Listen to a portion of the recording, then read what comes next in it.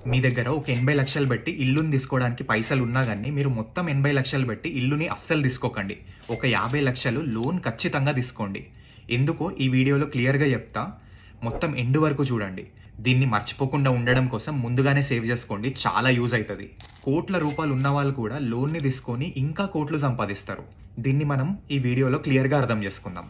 మీరు ఒక 50 లక్షలు లోన్ తీసుకున్నారనుకోండి, మీకు ఒక 8% రేట్ తీసుకున్నా గానీ నెలకి మీరు 37,000 రూపాయలు కడతారు.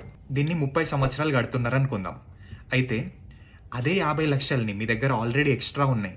అవిటిని సిస్టమేటిక్ విత్డ్రాయల్ ప్లాన్ అని ఒకటి ఉంటుంది. దాంట్లో పెట్టినారనుకోండి, సిస్టమేటిక్ విత్డ్రాయల్ ప్లాన్లో మీకు ఒక 14% రిటర్న్స్ వస్తున్నాయి అనుకుందాం. అయితే మీరు అదే సిస్టమేటిక్ విత్డ్రాయల్ ప్లాన్ నుంచి మీరు ప్రతి నెల 37,000 రూపాయలు మీరు ఈఎంఐ కట్టాలనుకున్నాయి. ఆ 37,000 రూపాయలను తీసుకొని మీరు డైరెక్ట్ ఈఎంఐ బ్యాంకు కట్టేసుకుంటూ ఉంటారు. కానీ ఇలా చేసినా కానీ 30 సంవత్సరాల తర్వాత మీ దగ్గర 8 కోట్ల రూపాయలు ఉంటాయి.